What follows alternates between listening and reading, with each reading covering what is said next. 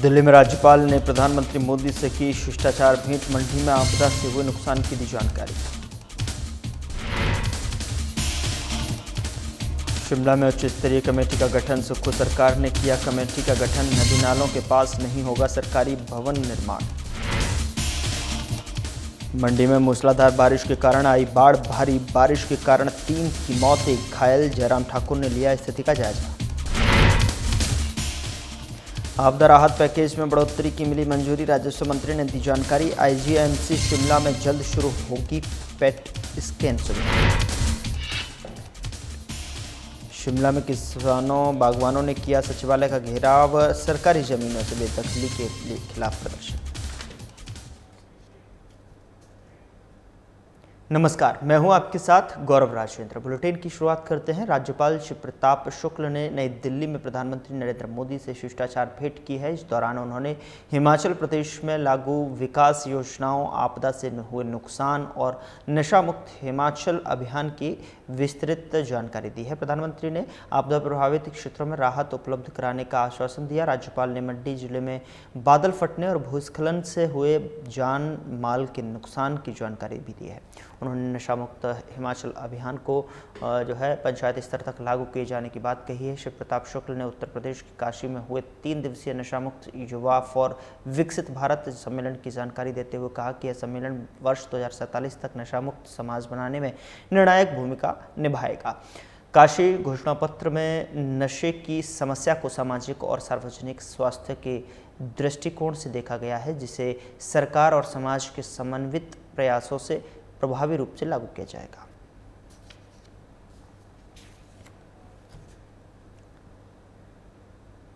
हिमाचल प्रदेश के मंडी जिले में बाढ़ से हुई तबाही को लेकर मुख्यमंत्री सुखविंदर सिंह सुक्खू ने कहा कि सरकार हर स्थिति पर नजर बनाए हुए है और प्रभावितों तक राहत पहुंचाई जा रही है। उन्होंने जनता से सतर्क रहने की अपील की। सरकार ने नदी नालों के नजदीक सरकारी भवन निर्माण पर रोक लगाने का फैसला लिया है। नए नियमों के तहत सरकारी भवन नाले से कम 150 मीटर दूर बनाए जाएंगे और इस संबंध में उच्च स्तरीय समिति गठित की गई है। मुख्यमंत्री ने बताया कि बारिश के कारण पेयजल परियोजनाओं और बिजली ट्रांसफार्मरों को नुकसान हुआ है। वहीं किसान और बागवान उत्पादक संघ के आंदोलन पर उन्होंने कहा कि कांग्रेस सरकार बागवानों के हित में कार्य कर रही है। वन भूमि पर सेब कटान रोकने के लिए हाई कोर्ट में याचिका दायर की गई थी और सुप्रीम कोर्ट से भी राहत मिली है। सरकार बागवानों के हितों की रक्षा के लिए प्रतिबद्ध है।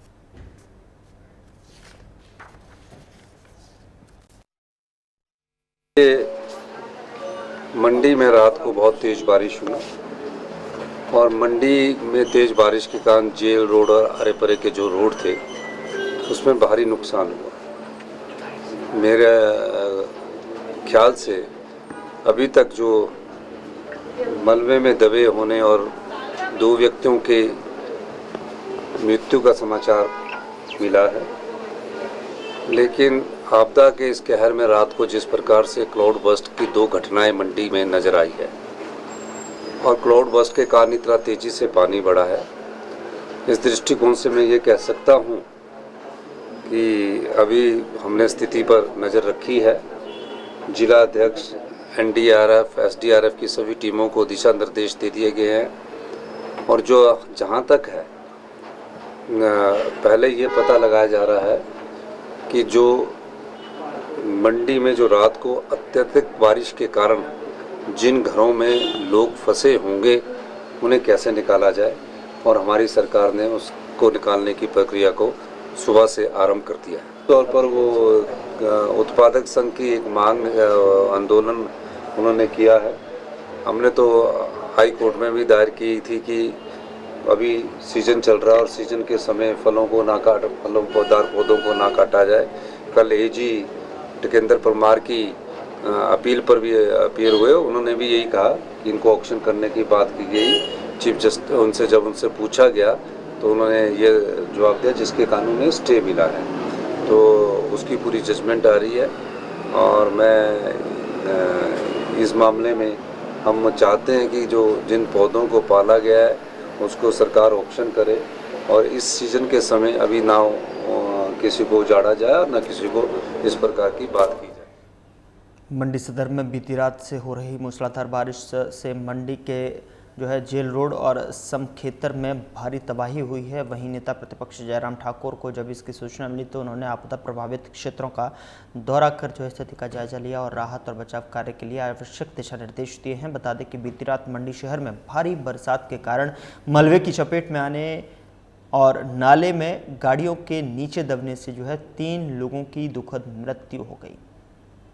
जबकि एक गंभीर रूप से घायल है। दर्जन भर लोगों को मलबे से जो है सुरक्षित निकाल लिया गया है। जयराम ठाकुर ने कहा कि घटना हृदय विदारक है और पीड़ादायक है। पीड़ित परिवारों के प्रति मेरी संवेदनाएं हैं। उन्होंने कहा कि प्रशासन मुस्तैदी से राहत बचाव का कार्य कर रही है। जयराम ठाकुर ने ईश्वर से दिवंगत आत्माओं के लिए प्रार्थना की। और अभी भी इस बार भी बरसात के कारण बहुत बड़ा नुकसान हुआ। पहले हमारे 3 विधानसभा क्षेत्र 4 विधानसभा क्षेत्र जिसमें सराज, नाचन, करसोग और धर्मपुर विधानसभा क्षेत्र में नुकसान हुआ। आज हम रात को यहाँ पर मंडी में पहुँचे थे तो पूरी रात बारिश हुई और बारिश के बाद जब सुबह उठे तो चारों तरफ इस बात का शोर था कि यहाँ बहुत बड़ा नुकसान हुआ। जब मौके पर हम आए, मैं और अनिल शर्मा जी स्थानीय विधायक है यहाँ पर, हमने मौके पर देखा तो सचमुच ये चिंता का विषय है कि जहाँ कभी पानी इस नाले में बहुत ज़्यादा आता न, बहुत थोड़ा आता था। सैकड़ों गाड़ियाँ बह करके चले गई है, बाइक चले गई है। 3 लोग जो है जिनकी डेथ हो गई, डेड बॉडी रिकवर हो गई और इसके अलावा अभी भी मिसिंग है। संभावना यह है कि एक आदमी की मिसिंग की खबर यहाँ पर जो सुनने को मिल रही है। और मैं सिर्फ यही कहूँगा कि इस बारिश के कारण जो नुकसान हो रहा है उस नुकसान ने पूरे हिमाचल प्रदेश को बहुत चिंता में डाल दिया है। हिमाचल प्रदेश की कैबिनेट ने साल 2023 के आधार पर आपदा राहत के लिए विशेष पैकेज को मंजूरी दी है। मुख्यमंत्री सुखविंदर सिंह सुक्खू की अध्यक्षता में हुई बैठक में केंद्र के रिलीफ मैनुअल से अधिक राशि प्रभावितों को दी जाएगी और कैबिनेट की जानकारी देते हुए राजस्व मंत्री जगत सिंह नेगी ने बताया कि केंद्र के मैनुअल के अनुसार पूरी तरह टूटे घर वालों को अब तक 7 लाख रुपये मिलेंगे, जबकि किराएदारों के सामान बहने पर 50,000 और मकान मालिकों के सामान के लिए 70,000 रुपये की राहत तय की गई है। गाय बहने पर 53,000, गौशाला के लिए 50,000 और भेड़ बकरियों की बात की जाए तो उसके नुकसान पर जो है प्रति पशु 9,000 रुपये मुआवजा दिया जाएगा। इसके अलावा पॉली हाउस नष्ट होने पर 25,000 रुपये प्रति यूनिट और खेतों में जो है सिल्ट आने पर 50,000 रुपये की राहत मिलेगी। कैबिनेट ने नकल पर सख्त कानून को भी मंजूरी दी है और राजीव गांधी वन संवर्धन योजना शुरू की जाएगी, जिसमें वृक्षारोपण के लिए महिला और युवक मंडलों को आर्थिक प्रोत्साहन मिलेगा। आईजीएमसी में जल्द पैट स्कैन सुविधा भी शुरू होगी। कैंसर का जो हमारा हॉस्पिटल है उसमें पैट स्कैन और उसके लिए पैट स्कैन के लिए बिल्डिंग और साथ में दूसरे जो उपकरण है वो सारे उपलब्ध करा दिए हैं और शीघ्र ही आईजीएमसी में जो है वो बढ़िया जो है वहाँ पर पैट स्कैन और दूसरे उपकरणों से वहाँ पर इलाज किया जाएगा। अभी इसके साथ में जो हमारा लैंड रेवेन्यू एक्ट है, इसमें जो लैंड रेवेन्यू हम अभी तक जो ले रहे हैं वो बहुत कम जो है कृषि भूमि का लेते हैं और सभी किस्म के भूमियों को भी उसी का ही जो है एक रेट तय था, परंतु अब एग्रीकल्चर और बागवानी के जो लैंड है उसको छोड़कर बाकी जैसे हाइड्रो प्रोजेक्ट्स वगैरह है या जो बागवानी या कृषि में नहीं है उस भूमि का जो है लैंड रेवेन्यू का असेसमेंट अलग से किया जाएगा। उसके लिए जो है प्रदेश सरकार जो है अपने हिसाब से कहाँ कितना रेट रखना है, कहाँ कितनी छूट करना है, उसको अलग से नोटिफाई करेंगे। उधर शिमला में किसान और बागवानों ने सचिवालय घेराव कर सरकार के खिलाफ प्रदर्शन किया। हिमाचल किसान सभा और सेब उत्पादक संघ की अगुवाई में हुए इस प्रदर्शन का मुख्य कारण सरकारी जमीनों से बेदखली और सेब के पेड़ों के कटान पर विरोध था। हजारों किसानों ने टैलेंट से सचिवालय तक रैली निकाली और सरकार से बेदखली रोकने की मांग की। प्रदर्शन के दौरान पुलिस और किसानों के बीच में हल्की धक्का मुक्की भी देखने को मिली। बैरिकेड्स टूटे और सड़क जाम रही। किसान नेता और पूर्व विधायक राकेश सिंघा ने सरकार पर तीखा हमला करते हुए कहा कि सुप्रीम कोर्ट ने बेदखली की और गैरकानूनी माना है, लेकिन सरकार ने कोई ठोस कदम नहीं उठाया। उन्होंने चेतावनी दी सरकार के जेलों में जगह कम पड़ जाएगी। किसान 5 बीघा जमीन का मालिकाना हक और बेदखली रोकने की मांग कर रहे हैं। उन्होंने सरकार से हाई कोर्ट के आदेश का गलत उपयोग बंद करने और किसानों के अधिकारों की रक्षा करने की भी अपील की।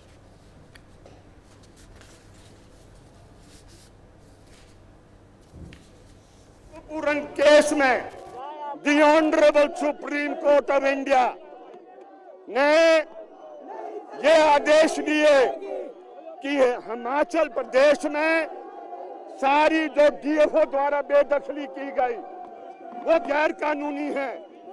लेकिन भारी मन से मैं आज कह रहा हूं, बहुत दुखी होकर मैं कह रहा हूं, न कोर्ट ने रोक लगाई न सरकार रोक पाया।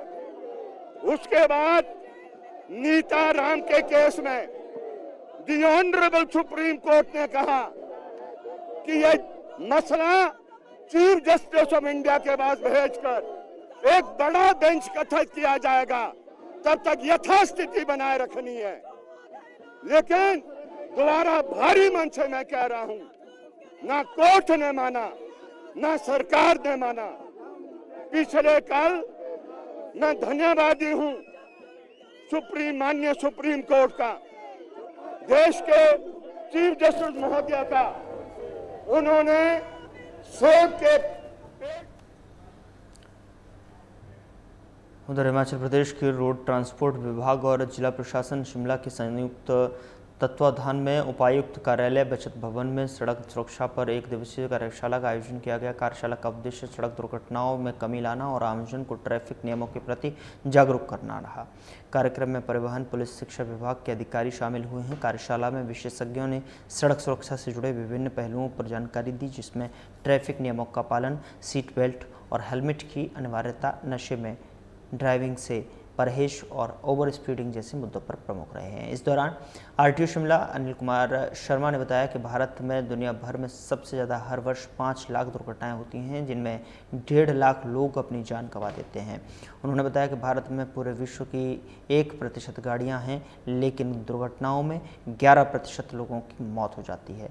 60% दुर्घटनाओं में 18 से 36 वर्ष आयु वर्ग के लोग होते हैं। देश के सड़क परिवहन मंत्री नितिन गडकरी ने 2030 तक इन दुर्घटनाओं को 50% कम करने का लक्ष्य रखा है, जिसको लेकर संबंधित विभाग के लोगों को जागरूक करने का काम कर रहे हैं।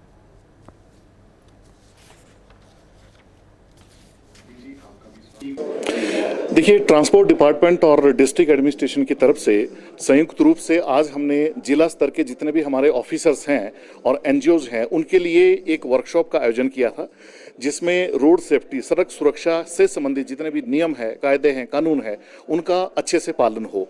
सभी विभाग अलग अलग रूप से काम करते हैं, लेकिन आज जरूरत है हमें संयुक्त रूप से काम करने की, एक साथ काम करने की, चाहे वो पीडब्ल्यूडी है, चाहे वो एजुकेशन डिपार्टमेंट है, चाहे वो पुलिस है, चाहे वो ट्रांसपोर्ट डिपार्टमेंट है। तो उसी को लेकर जिला स्तर के जितने हमारे अधिकारी हैं उनकी सेंसिटाइजेशन हो, ताकि वो अपने विभाग में उनके जो अधीनस्थ जो कर्मचारी हैं उनको जो है वो डायरेक्शन दे सकें कि कैसे जरूरत पड़ने पर सड़क सुरक्षा से संबंधित जो विभाग की कार्रवाई बनती है उसको उन्होंने करना है। इस को हम जारी रखेंगे। सब डिवीजन लेवल पर भी हमारी 2 वर्कशॉप्स होनी है, उसमें भी जो तहसीलदार, बीडीओज और बाकी जो ऑफिसर्स हैं उनको भी हम सेंसिटाइज करेंगे। उधर शिमला नगर निगम की ओर से राजीव गांधी वन संवर्धन योजना के तहत पौधारोपण अभियान चलाया जा रहा है। इस अभियान की अगुवाई शिमला नगर निगम के महापौर सुरेंद्र चौहान खुद कर रहे हैं। शिमला में 1 सप्ताह तक चलने वाले इस पौधारोपण पखवाड़े में नगर निगम के साथ विभिन्न संस्थाएं भी हिस्सा ले रही हैं। महापौर सुरेंद्र चौहान ने प्रदेश को वन संरक्षण के लिए स्पेशल एड देने की मांग को दोहराई है और उन्होंने कहा कि हिमाचल में बड़े पैमाने पर वन क्षेत्र होने के कारण विकास कार्यों में समझौता करना पड़ता है। इसलिए केंद्र सरकार को पहाड़ी राज्यों को संतुलित विकास के लिए अतिरिक्त आर्थिक मदद प्रदान करनी चाहिए। चौहान ने कहा कि 1982 के फॉरेस्ट कंजर्वेशन एक्ट और 1994 के अधिनियम के कारण वन संरक्षण के लिए प्रदेश को कठिनाइयों का सामना करना पड़ता है। उन्होंने केंद्र सरकार से ग्रीन एड की मांग करते हुए प्रदेश के विकसित और वन संरक्षण का संतुलन बनाने पर जोर दिया है।